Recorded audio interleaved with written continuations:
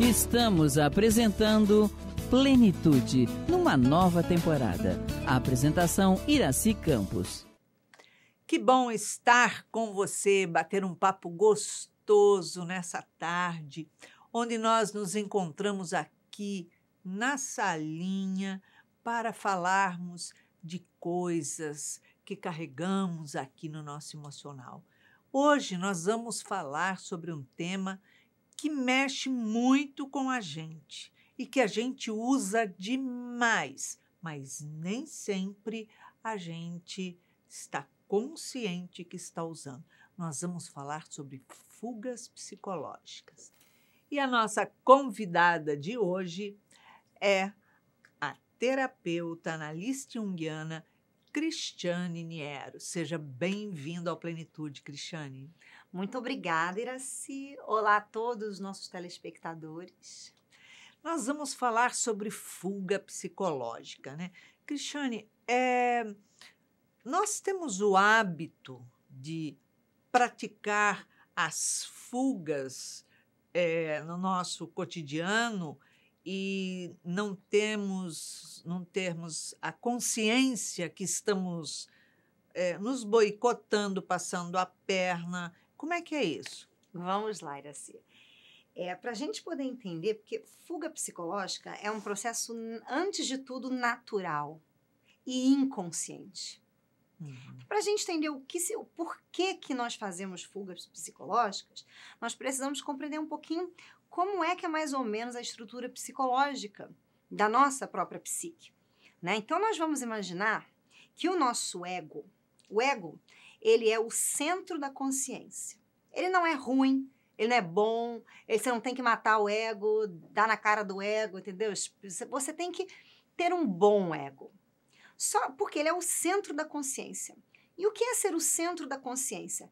É ele que é responsável pelo teu processo de iluminação, de transformação, de resolução dos seus conflitos e de individuação, que é quando você se torna um indivíduo autêntico e consegue expressar quem você realmente é. Só que o nosso ego, sendo o centro da consciência, para além da nossa consciência, existe o nosso inconsciente. E o inconsciente, Iraci, a imagem que nós gostamos de dar é um iceberg no oceano.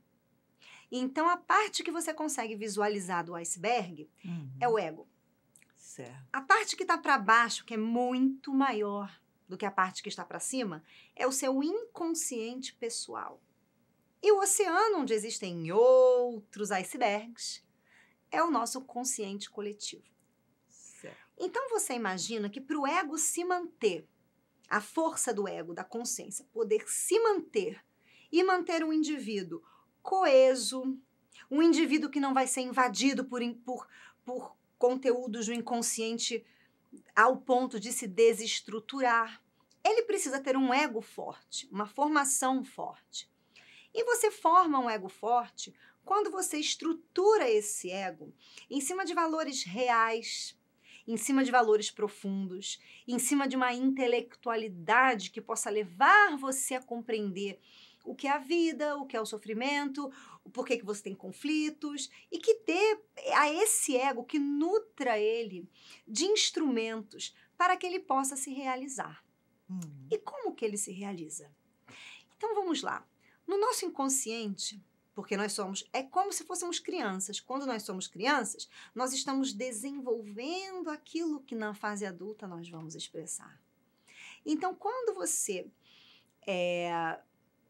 tá formando ali o seu ego, tá criando, e que você precisa se realizar, esses conteúdos do inconsciente, eles vão bater lá na portinha do seu ego para que você possa integrá-los à sua consciência e manifestar aquela potência como algo natural, como algo e autêntico, né? Que não seja de acordo com o que a sociedade diz, né? Que seja de uma forma onde traga equilíbrio psíquico, né? Sim. Enfim. Então, o ego, ele precisa, a gente costuma dizer que antes dele dizer sim, ele tem que dizer não. Porque se ele disser sim, ele é muito poroso.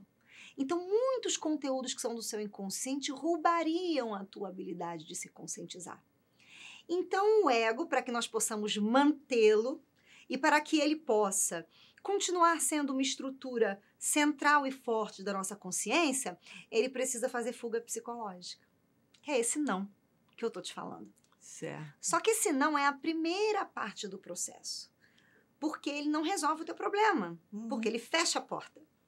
Então, nós dizemos que nós temos 5 formas de fechar a porta para os conteúdos que nós precisamos vir a desenvolver. Seja porque ficaram em vidas passadas e você não desenvolveu. Seja porque a sua é sombra familiar e aí entram, né? Ou seus próprios, né? Que também são. Enfim, ele precisa dizer primeiro não. E ele fala de 5 formas. Só que depois que ele fala não, ele precisa de mecanismos para dizer sim, de uma forma equilibrada. Então, nós temos 5 formas de fugir das nossas próprias questões, dos nossos próprios conflitos, da nossa própria dificuldade de nos transformarmos. Eu vou nomear as 5 e vou te explicar. Nós fazemos através da projeção, Certo. deslocamento, compensação, introjeção e racionalização. Perfeito. E todos eles têm o mesmo objetivo, que é tirar o nosso ali da reta, sabe? Tirar o nosso burro da reta para não ter problema de transformar. Porque transformar para o ego é sentido como morte. Quer ver um exemplo? Pegue uma pessoa que precisa desenvolver, sei lá, a coragem. Ou precisa largar a timidez. Sair para ela é tortura psicológica. Bota ela Porque pra ela fora em tem que público. fazer determinados esforços ali para conseguir. Porém, ela vai sempre estar ali evitando fazer esse Exatamente. movimento. E aí, como é que ela vai evitar? A primeira forma é a projeção. E projeção também é um mecanismo natural da psique. Porque o seu inconsciente, quando ele precisa fazer você enxergar alguma coisa que você precisa integrar, ele vai projetar em outra pessoa. O que é projetar? Ele vai fazer você ver aquilo no outro. E como a sombra é alguma coisa que você ou ama muito ou detesta demais, quando você projeta, você está em fuga psicológica. Por quê? Porque se eu projeto o que eu detesto, eu evito. E não integro aquela potência dentro de mim. Porque eu não tenho entendimento. Então, Então também não quero. Aí a culpa é do outro. Aí fulano é tóxico, o outro fulano é narcisista, o outro fulano é agressivo. Fulanos são tudo menos um instrumento para você integrar a sua sombra. se existe algum erro, o erro é sempre do outro. Sempre. E quando eu erro, é porque o outro provocou, me conduziu, me induziu a cometer algum erro. Não, o mais engraçado é isso, assim. Emoção acontece e sentimentos eles nascem em nós, eles morrem em nós. O outro tem 0 habilidade de fazer você sentir isso. Porque ele nasce em você e morre em você. Então, se você me perguntar, você me ama? Eu vou dizer, amo. Esse amor nasceu em mim. Sim. Porque eu vejo coisas em você que me fazem te admirar. E essas coisas podem nem ser reais, tá? E às vezes podem. Mas eu gero, eu sinto, e você Mas nunca não vai saber. passa para mim. Não passa, você não vai saber o que é, você não vai ser responsável por fazer isso. Mas quando a gente projeta é assim, fulano me irrita, fulano me pressiona, fulano tira minha liberdade, fulano me agride, fulano me desvaloriza, fulano não... E tudo é o fulano, tudo é o outro. Então isso é projeção. E pode ser também quando você ama demais uma pessoa. Quando você admira demais uma pessoa, você transfere a ela aquilo que você não põe dentro de você. Então, fulano é o inteligente, você é o burro. Fulano é a pessoa que sabe fazer isso, você não desenvolveu isso ainda. E a projeção, ela tem uma duração na nossa vida. Ela vai durar mais ou menos 2 anos, 2 anos e meio. Depois disso, aí, se a projeção era boa, ela começa a ficar ruim. E se a projeção era ruim, as pessoas só trocam, né? Elas tiram esse Põe Aí aqui. projeta no outro. É assim que funciona. Então, esse é o primeiro mecanismo de fuga do ego.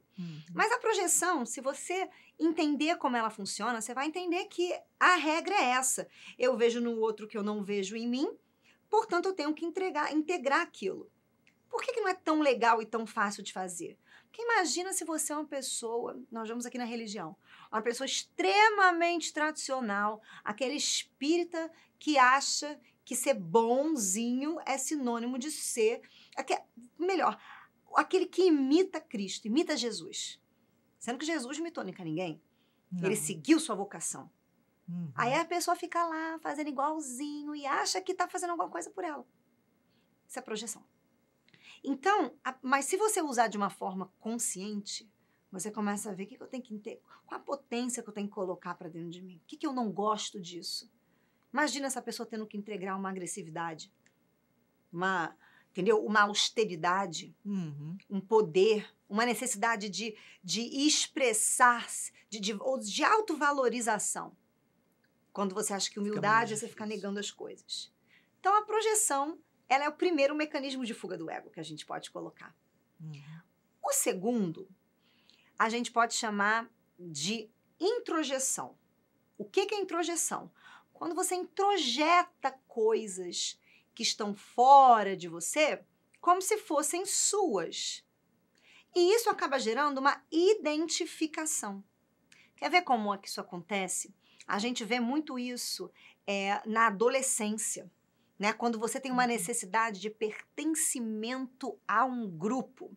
Então, você introjeta trejeitos, fala, costumes, e chega um ponto que você acredita que você é aquilo. Ou seja, a gente vira um uniforme, um grupo de uniforme, porque todos têm que fazer a mesma coisa e mostrar que... Exatamente. Chamamos isso de mimetismo, onde você... É engraçado que é a primeira forma da criança aprender, né? A criança imita a mímica. E sabe quando você descobre que isso é mentira? Quando você começa a imitar aquela pessoa ou aquela coisa que você admira e depois você precisa arrumar alguma forma de odiar aquela pessoa, de ver um erro nela, porque você não é real. E se aquela pessoa permanecer na sua vida, ela vai mostrar para você que você é uma fraude e que você só tem uma necessidade de pertencimento que não aconteceu na sua família. Aliás, todo mundo é um pouco ovelha negra, entendeu? E a pessoa não sabe lidar com isso. Então, ela se vende muito fácil. E a gente faz isso com filme, novela, hábitos, a moda é assim. Então, quantas pessoas têm zero pensamento acerca de, por exemplo, uma coisa boba, estilo pessoal. Aí a pessoa, ela muda de estilo como ela muda na moda. Sabe, se amanhã estiver vestindo um saco preto na cabeça, tá ela lá achando que ela é uma pessoa na sociedade plena, integrada, que tem amigos, porque ela tá vestindo o saco preto da cabeça. Exatamente. A moda, eu detesto ela, mas eu uso ela que é para poder estar como todo. Né? Um pertencimento, não?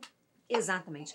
E essa moda tem de várias coisas. Agora a gente está na moda da psicologia, né? Todo mundo faz psicologia, todo mundo quer ser psicólogo, todo mundo quer não sei o quê. Você entra no Instagram, todo mundo tá te dando um conselho maravilhoso de como você se comportar. Aqui no Brasil isso é absurdamente grande, né? A gente vê... É só você entrar no Instagram. Todo mundo tem um conselho lindo para dar. Entendeu? Todo mundo tem a ver. E isso é o quê? Uma introjeção de um movimento coletivo que deveria estar levando as pessoas a pertencer a si próprias, mas como ego, para poder se manter, para poder continuar vivo. E a gente também não tem esse esclarecimento, esse recurso, ele então introjeta. Então você vê hoje um monte de macaco de imitação. A gente vê muito isso, estamos aqui falando sobre, né, religião, você vê isso na religião. Um espírita que é um demônio em casa, aí chega aqui no centro, é o Chico Xavier. Vai psicografar, põe a mãozinha na cabeça, entendeu? Vai dar passe, faz cara de santo, sabe? Aí fala manso, aí fica lindo, aí acha um grupo, nananana, aí depois sai da casa espírita porque não achou sentido nenhum em nada do que foi dito. Introjeção. Com certeza. Ou seja, a pessoa vai fazendo o movimento de fuga, fuga, fuga, fuga, até que através de todo esse movimento de fuga, ela vai se deparar com um vazio existencial, porque não se Exatamente. encontra. Aí a gente começa a terapia, porque enquanto ela não quebra a cara, digamos assim, enquanto o mecanismo de fuga não leva essa pessoa para o buraco, ela não para de fazer. Porque eu não falei que ele é natural. E ele é natural. Então, não tem como você fugir muito disso, você tem que administrar. O outro mecanismo que nós podemos colocar aqui é a compensação. Aí esse é muito fácil de você ver. A compensação, ela acontece quando você precisa compensar alguma falta dentro de você. Então, por exemplo, aquele rapaz que sofria bullying na escola, que era feinho, que era estranho, que tinha nota baixa, um dia ele vira lutador de jiu-jitsu, fica com um corpo desse tamanho, começa a achar uma força, uma coisa maravilhosa, tira o jiu-jitsu dele, tira o corpo dele, bota ele feinho de novo. Acabou. E você vê que é sempre uma coisa over. A pessoa vive por aquilo. Respira isso, fala sobre isso. Ela está compensando uma falta dentro dela. Nós podemos até ver isso, por exemplo, naquelas outras religiões onde a pessoa bate na tua porta e quer te converter. Quando o meu Deus não funciona para mim, eu preciso fazer ele funcionar em você. Porque se ele funcionar em você, eu acredito que ele funciona. Pois é, exatamente isso, né? Eu jogo ali para buscar aquilo que, em realidade, eu falo, eu expresso, mas não incorporo. Não existe para mim isso. Exatamente. E você compensa. Você compensa em relações, relacionamentos, por exemplo, né? Eu sou a parte agitada do relacionamento, meu marido é a parte mais calma. Ele me acalma, mas você, se não tiver o teu marido, vira um demônio na vida, né? Porque você vai infernizar a vida de todo mundo. Ele me acalma, não acalma. Pois é, aí morre, você faz o quê? Aí você obsedia o morto. Que lindo. Entendeu? Mas é assim, por exemplo, isso acontece muito também em relacionamentos, né? A gente via isso mais antigamente. Aquela mulher que se casava com o homem morre, ela não sabe assinar um cheque. Não sabe fazer nada. Ou aquele homem que deixou a vida inteira, a vida emocional dele nas costas da mulher. A mulher passa a vida falando assim, conversa com seu filho, olha, faz não sei o quê, olha, liga para sua mãe, olha, você não pode ser muito bem assim. Quando ela morre, ele morre do coração, de infarto. Porque acabou ali o mundo dele, a competência dele, Acabou porque ele não tinha. Nunca teve. Nós fazemos isso com melhores amigos, com trabalho. Sempre onde você tem um ganho secundário em estar fazendo algo, aquele algo é compensatório. Como é que eu sei o meu ganho secundário? Se pergunta, o que eu estou ganhando com isso aqui? Às vezes é fama, reconhecimento, carinho, dinheiro. Dinheiro. Quantas pessoas têm escassez na vida e quando elas têm dinheiro, elas compensam uma falta emocional, uma falta afetiva, porque elas não tiveram, então elas vão buscar ter. E você vai compensando. Com comida é assim, né? Eu não tenho... A gente fala que quando nós comemos, né, a fome, ela aciona a mesma área do seu cérebro que a ansiedade. Exatamente a mesma. Então, quando você fica muito ansioso, e a ansiedade está ligada à necessidade de se autorrealizar, e para eu me autorrealizar, colocar uma potência para fora, eu tenho que ter conhecimento. Conhecimento é luz. Luz é calor. Todo alimento tem caloria. Então, quando você compensa alguma coisa que te falta, você tem compulsão alimentar. Entendeu? E esse é a compensação. E pode ser outro tipo de compulsão também. Pode, nós temos... A droga faz isso. Você não tem poder. Entendi. Isso vamos dar um exemplo, né? Você fala da bolsa de valores, aí você fala daqueles homens que ficam o dia inteiro e fazem uso de cocaína para poder se sentirem poderosos. Vai lá na vida deles para vocês verem como é que é em família, aonde que eles estavam, como é que eles eram valorizados. Ou tem uma mãe muito, né, muito protetora. Tem várias causas que vão fazer com que você compense numa droga ou até num remédio. Eu tenho depressão. Aí você tem depressão, aí você vai tomar um remédio que vai funcionar assim na tua cabeça. Ele vai destruir, ele vai paralisar a sua cadeia de dopamina, que é onde você vai construindo os neurônios ali e vai criando ramificações, porque você está aprendendo, seu cérebro vai funcionar assim.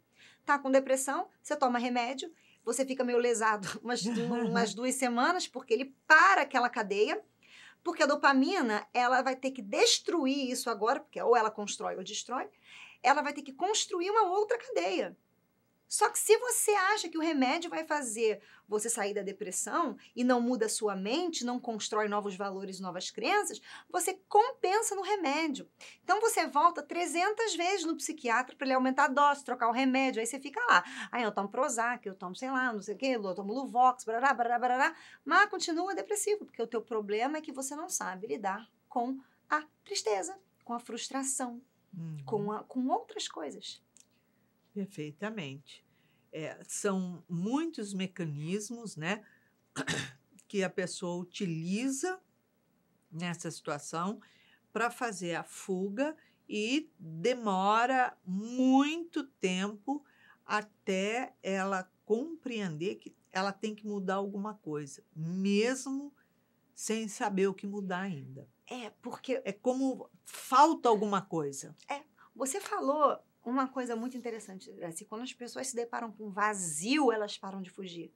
Porque quando você está no vazio, que não tem nada, você vai fugir do quê? Não tem o que fugir. Só que até chegar nesse ponto, o ego precisa estar fazendo certos mecanismos que até é inconsciente. Ninguém pensa assim, que eu tô com esse problema, o que é que eu vou fazer? Me compensar. Ninguém pensa assim. É verdade. Isso é uma coisa que acontece sem o nosso controle, né? Que a gente não controla. Esse é o terceiro mecanismo que eu estou apresentando. Nós temos mais 2. E que você precisa só reconhecer e ter uma outra atitude em relação a isso. É isso que tira você do mecanismo de fuga. Tá ótimo. Passa muito rápido, pessoal. Verdade. Vamos tomar um chazinho gostoso e voltamos já já no segundo bloco. Fica aí. Estamos apresentando Plenitude, numa nova temporada. A apresentação Iraci Campos. A nossa convidada de hoje é Cristiane Niero, analista junguiana. Está aqui para trazer para nós todos os mecanismos que a gente usa tanto para fuga e depois como é que a gente faz esse movimento inverso. Vamos ver, né? Cristiane, quais são... você falou que são 5 mecanismos, né? Você poderia repetir os 5? Posso. É a projeção, introdução, compensação, já falamos dos 3, e vamos abordar agora o deslocamento e a racionalização.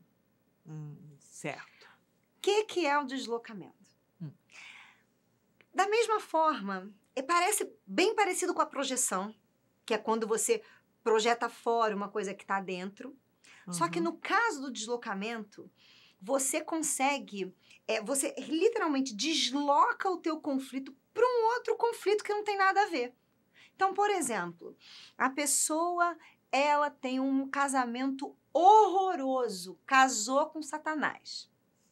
Aí ela tem muito medo de sair daquela relação. Só que ela não diz que ela tem medo. Aí ela arruma outro problema.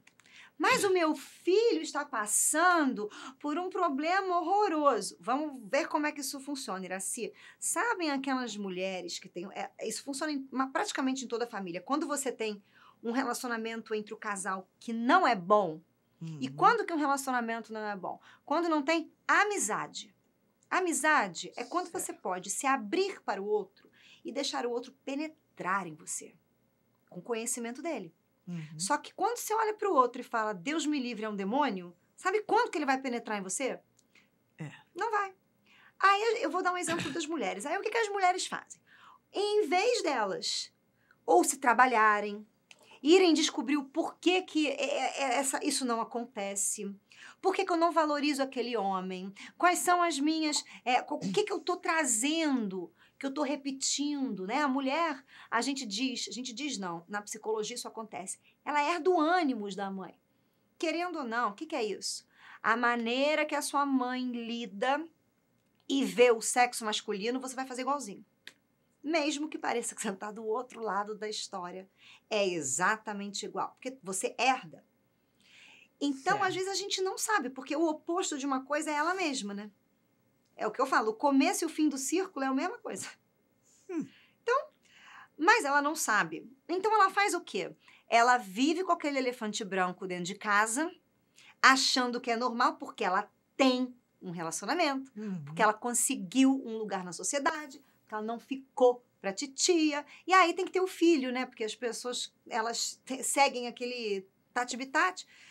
E aí, quando nasce o filho, o Eros, que é a energia dessa troca que deveria estar canalizada para o marido, canaliza para o filho. Então, são aquelas mães de menino, sabe? Ai, meu filho! E o marido, o marido é ginástica. Marido nada. Ou a filha, ou o trabalho. E aí a pessoa fica naquele reme-reme. Às vezes ela vai fazer terapia e ela traz um problema que não tem nada a ver com a vida dela. Aí você um dia pergunta, mas isso aqui? Não tenho problema. Problema é o outro. Não tenho. E aí o deslocamento faz você também não encontrar solução nenhuma, porque você está projetando um problema onde não tem. E, às vezes, criando problema onde não tem. Porque aí você fica com 70 olhos em cima do seu filho e nenhum em cima de você e ninguém dá o que não tem, né? Com certeza. Como é que essa criança vai saber o que é um bom relacionamento com tudo na vida dele se você tem uma pessoa que tá sempre ali pra outra? Abafando. Não amadurece, não cresce, não desenvolve, não tem educação emocional nenhuma, zero.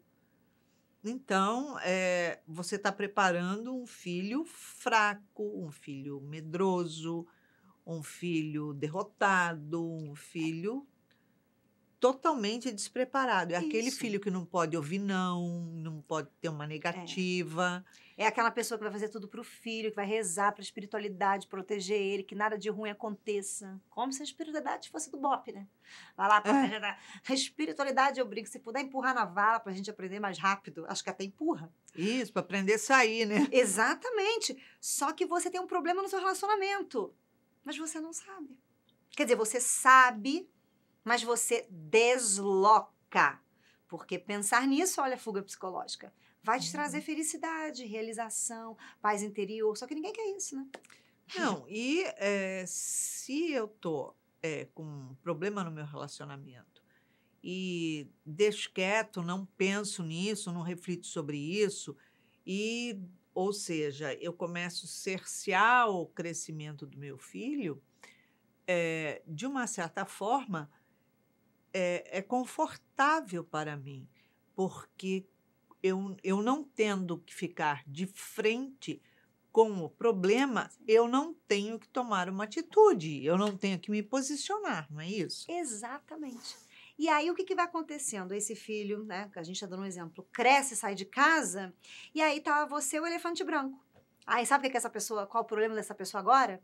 Meu filho não me liga. Meu filho não me vê. Pode ser no trabalho. Eu não sou promovida, não cresço no meu trabalho. Como se você, quando chegasse no céu, fosse ser compensado. Porque se dane o que você fez. Desculpa falar assim.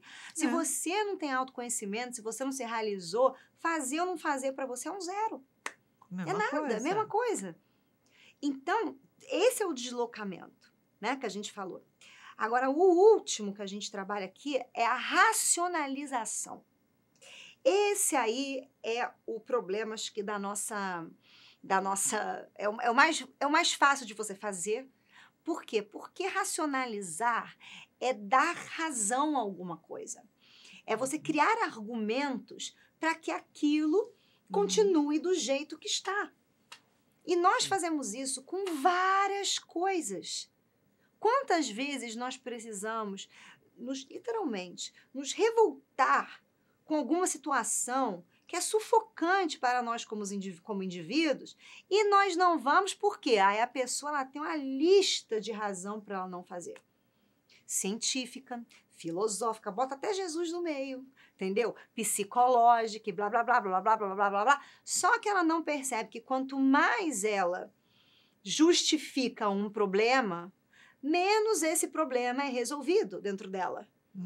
Porque ela está explicando as razões pela qual aquele problema é desse jeito. E a racionalização tem como foco retirar a culpa da pessoa. E culpa, Iraci, é um senso de responsabilidade que nós temos. A culpa não vai a lugar nenhum. Ela nem pode ir. Porque se a gente não tem culpa, a gente também não tem limite. Então, nós precisamos desse senso de responder com habilidade, sabe? De aprender a lidar com isso. Mas se você racionaliza, você dá desculpa. Então, você vai... não é isso, não é bem assim, isso aqui é assim. Vou dar um exemplo. Uma vez eu recebi uma criatura no consultório, ela também só durou um dia, né? Chegou lá assim... porque olha, eu sou uma pessoa feliz, eu sou uma pessoa alegre. Eu sou uma pessoa que vê sempre o lado positivo das coisas. A minha vida sempre teve muita alegria, muita energia. Eu estou com depressão. Como assim? Aí eu tive que chegar para ela e dizer, a senhora também tem raiva, ressentimento, frustração, tem coisas que a senhora que não é positivo, que a senhora odeia. Não, eu não sou, que eu não tenho isso dentro de mim. Eu falei, mas senhora... Então, a senhora me diga como que a depressão apareceu em você se você não tem isso. Então, eu não sei. O meu médico disse que é porque eu tenho baixa produção de serotonina. Essa é uma consequência da depressão. Enxaqueca é outra consequência de depressão. Mas aí, se você tem enxaqueca e fica só na enxaqueca... Você vai ficar tomando remédio para enxaqueca a vida inteira. Mas enxaqueca tem a ver com a minha cabeça? Claro que tem. Tudo que você usa muito no seu corpo, vai agachar muito, vai fazer um exercício, você vai ficar com dor. Então, o que é isso? Né? Mas a racionalização, e é uma coisa que se você ouvir, ela realmente não faz serotonina, né? Nossa, realmente, que desgraça a tua vida. E a pessoa aceita isso daí, entendeu? Na boa. Na boa, e ela vai levando a vida dela como se ela fosse o alecrim do Campo Dourado. Só que não é. Porque você está criando situações para fugir. Outro exemplo, né? A pessoa que ela toma remédio, ela tem um conflito dentro dela, mas ela não vai fazer terapia. Por quê? Coisa de maluco. Porque eu não preciso. Aí começa a racionalização. E quanto mais não inteligente, mas intelectualizada. Porque inteligência todo mundo tem, até o animal. Mas intelecto é uma coisa que você desenvolve. E quanto mais intelectualizada uma pessoa é, mais ela tem noção do estado de escravidão dela em relação aos seus próprios conflitos. E, ao mesmo tempo, ela também tem, como é uma faca de dois gumes, né, a capacidade de criar argumentos extremamente lógicos, racionais, fantásticos, científicos, com embasamento, tem até citação, entendeu? Tem até citação de gente famosa. Para ela continuar não fazendo nada pelo próprio sofrimento que ela está vivendo.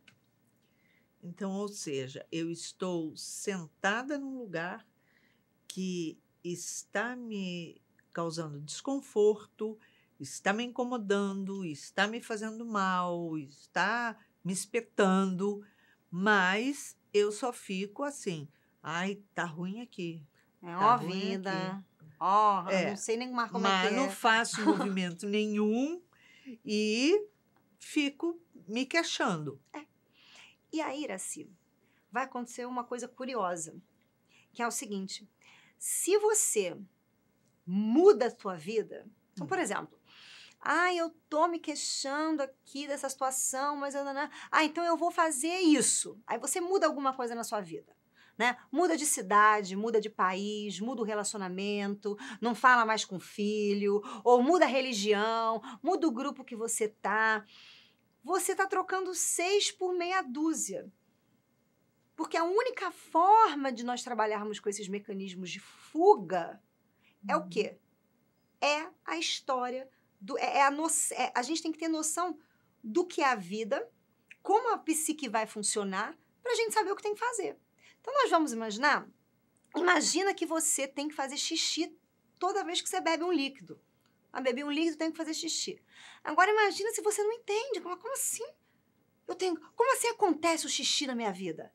E aí você, ao invés de trabalhar junto com o teu corpo, você começa a segurar, você vai ter um problema. Uhum. É isso que as pessoas fazem. Porque elas não têm conhecimento do que eu faço quando eu estou sofrendo. Quando eu tenho um problema na minha vida, o que eu faço? Se você desloca, vamos pegar o deslocamento, o problema do teu relacionamento para o teu filho, não é trocar o marido que vai resolver, porque você não tem habilidade de se relacionar. Aliás, você nem sabe para que serve um relacionamento, se é de comer, de passar no cabelo. Você não sabe para que servem as raivas que você sente. Você não sabe que tudo que você vê no outro que te incomoda, se você não achar em você e não souber usar essa potência de um jeito certo, você vai ter um conflito interno seu. Com certeza. Aí você vai para um dos outros mecanismos, projeta, desloca. Por isso que esse conhecimento do que fazer quando estamos sofrendo é a única coisa que faz você parar de se boicotar. A única, por exemplo, o transtorno que produz, no caso, seria uma depressão, síndrome do pânico. Quais outras consequências que poderiam advir de tudo isso se a pessoa não faz um movimento de autoconhecimento, um movimento de introspecção, faz uma terapia, enfim, não busca ajudar se autoconhecer? Eu costumo dizer, e é uma verdade, que ninguém foge de si mesmo. Então, se você não se autoconhece ou se realiza, você pode ir para onde você quiser. Você vai continuar com os seus problemas, só vai mudar o cenário, né? Então, quais são as consequências de você fazer isso? Primeiro é que você vai ter, e isso é muito fácil, se você olhar para trás da sua vida, você vai perceber que seus problemas são bem parecidos. Que não mudou muita coisa, só mudou a pessoa. Entendeu? Eu sou uma pessoa que toda vez que eu entro numa empresa, as pessoas me odeiam e eu sou demitida. Né? Porque quem é você? Você é o Einstein? Ou você é uma pessoa que tem problema? Eu ficaria com a segunda opção. Ou seja, eu fico pulando de galho em galho e todas as respostas são as mesmas. E não vai embora, Iraci. Não vai embora. O problema não vai embora. Aí a pessoa vai ter depressão, a pessoa que vai tentar controlar a vida, controlar essas coisas para não acontecer, vai ter uma síndrome do pânico. A pessoa que vai tentar, que se segura muito, ou para não ir para tristeza, ou para não explodir de raiva e matar uma pessoa, vai ser bipolar. A pessoa que não lida com frustração de jeito nenhum vai desenvolver um borderline, vai ficar aquela pessoa louca que quer mandar no outro, que domina, que grita, que fala o tempo inteiro que vai se matar de algum lugar, mas não morre. Que pena, na verdade, tô brincando. Mas às vezes a gente fala, meu Deus, é capaz de você chegar lá no nosso lar e eles mandarem você de volta. Bem rápido, né? Mas brincadeiras à parte, é isso que acontece. Você vai desenvolver um problema psicológico, um problema emocional. Quando você não dá atenção para o que é da psique, você vai materializar em forma de doença. Então, eu dei o exemplo do infarto. O coração é o órgão simbólico das emoções. Então, tudo que você sente, o coração ou dispara ou acalma. Né? Você sente através dos seus neurotransmissores, óbvio, mas o símbolo não são os neurotransmissores, o símbolo é o coração. Então, a pessoa que às vezes guarda muita raiva e não sabe, Ou a pessoa que tem que ser muito bonzinho não sabe. Ah, vai desenvolver uma angina, vai desenvolver um infarto no miocárdio, vai ter um infarto, porque não lida com certas emoções. Entende? E aí, assim, eu brinco que a materialização já em forma de doença já é o segundo aviso que o teu inconsciente está te dando. Porque o primeiro saiu em sonho, em coincidências desagradáveis que a gente não lidou com, mas trocou o cenário, utilizou mecanismos de fuga. Então esse problema ele não vai a lugar nenhum. Mas nem se você rezar para Deus, nem se você pedir um milagre, nem se você virar espírita evangélico budista, nem se você meditar e fazer yoga, não vai. Porque o problema é que você, dentro da sua psique, tem um órgão, literalmente, vamos imaginar isso, que você não alimenta, que você não cuida, que você castra, que você reprime, ou porque a sociedade faz isso, ou porque isso é o normal. Eu brinco que as pessoas que gostam de ser normal, elas são normoides. Entendeu? Elas são da massa. Então, amanhã, se a massa muda, tudo muda. Vamos dar um exemplo aqui. Quantas pessoas nós conhecemos que, quando você conversa com elas, elas têm um valor moral, mas ficam ouvindo umas músicas que, pelo amor de Deus, e dão audiência para as pessoas que fazem isso. Só que isso é a manada. Entendeu? É o boi de manada. Mas aí você introjeta, porque é interessante você ter amigos, porque se você não fizer isso, você fica sozinho no mundo. Ou você educa o mundo. Você pode escolher para onde você vai.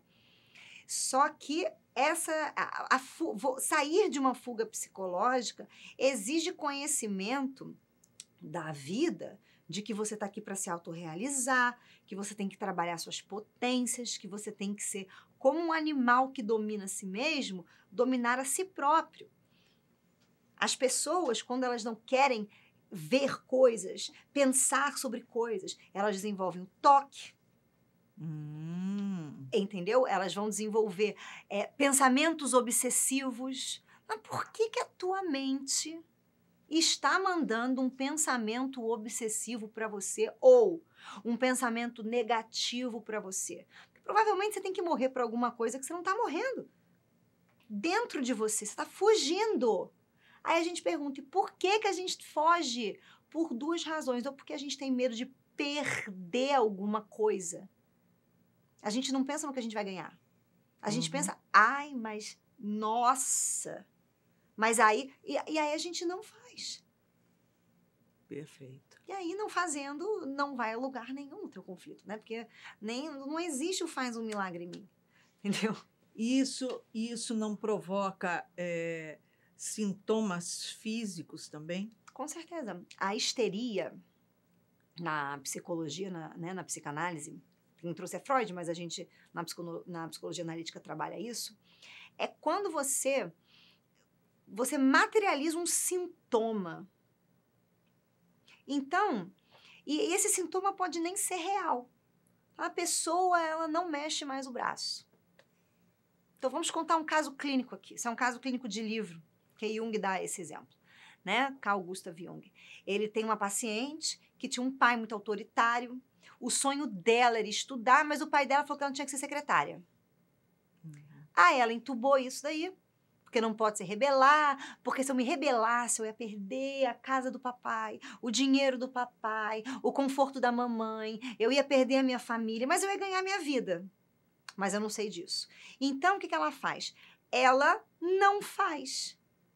E vai trabalhar como secretária.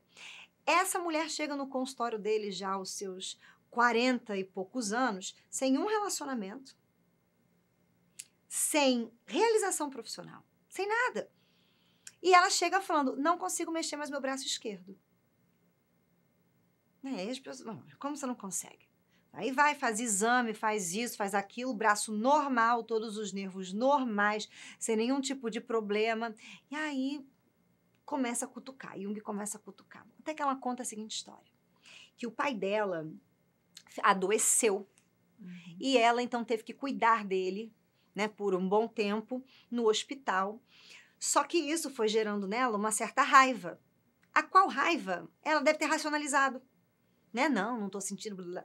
E aí um dia ela estava dormindo na poltrona do hospital e ela sonha que uma cobra entra na sala e pica o braço dela esquerdo. E a cobra é o símbolo do logos, do conhecimento, né? No Jardim do Éden, foi a cobra que virou para Eva e falou, se você comer essa maçã aqui, você vai ter conhecimento do que é o bem e do que é o mal. Então, ela não teve conhecimento do que é o bem e do que é o mal. A cobra do sonho picou ela e ela acordou sem mexer o braço. E aí, porque ela não mexia o braço, ela não podia cuidar do pai dela entrevado na cama. Pois é, uma fuga psicológica, né? Então tem que...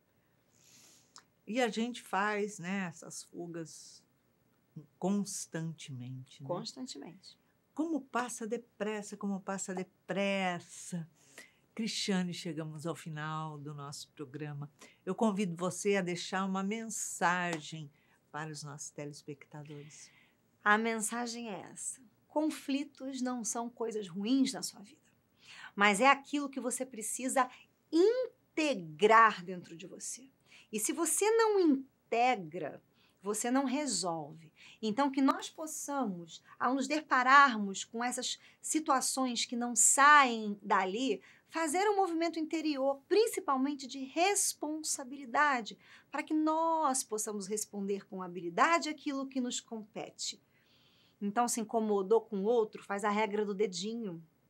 Se apaixonou pelo outro, também usa a regra do dedinho. Ó, eu vejo no outro, 3 dedos apontam para mim e 1 manda eu pensar. Beleza. É isso mesmo. Cristiane, obrigada pela sua presença. Uma alegria ter você aqui com a gente. Eu que agradeço. Assim.